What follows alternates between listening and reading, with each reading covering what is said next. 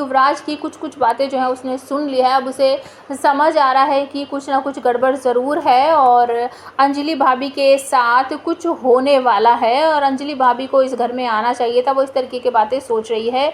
आरती अंजलि अवस्थी के सीरियल में आपको देखने को मिलेगा कि महक अपने भाई अभय से बात करती हुई आपको दिखेगी और कहेगी कि भैया आप सब लोग पता नहीं क्या क्या कर रहे हो, अंजलि भाभी इस घर की बहू है, उनको यहाँ आना चाहिए। हम सब ने तो सिर्फ अपना भाई और किसी ने अपना बेटा खोया है, लेकिन कोई अंजलि भाभी का भी तो देखो, उन्होंने अपना पति भी खो दिया और अपना बच्चा भी खो दिया और हम सब नॉर्मल है, लेकिन वो बेचारी तो बिल्कुल कोमा में पड़ी हुई है और कितना ज़्यादा सदमा लगा है।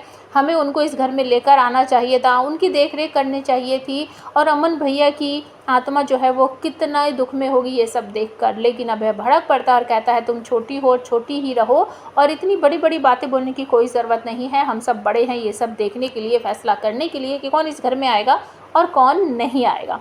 लेकिन महक को शक हो गया है कि कुछ गड़बड़ है और ये तीनों के तीनों कहीं जाने वाले हैं, किसी बस्ती में जाने वाले हैं। तो वो मन बनाती है कि मैं भी इनका पीछा करूँगी और देखूँगी कि ये कहाँ जाएंगे। तो वो तुरंत ही पहले अपनी भाभी के पास फ़ोन करती है और फ़ोन पद्मा उठाती है। 2-4 बातें होती हैं। पद्मा बताती है कि अंजलि ठीक है, जैसी पहले थी वैसी ही है और महक कहती है कि और कुछ क्या हो रहा है वहाँ पर। तो पद्मा के मुंह से निकल जाता है कि हाँ सब ठीक है, बस्ती में बहुत रौनक है क्योंकि घर में शादी है।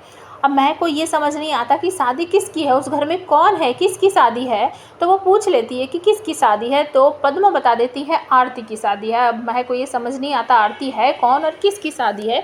तो वो बस इसी बात का पता लगाने के लिए अपने पिता और अपने भाई अभय का पीछा करेगी और जब वो वहाँ बस्ती में पहुँचेगी तो वो आरती को देखकर बिल्कुल चौंक जाएगी।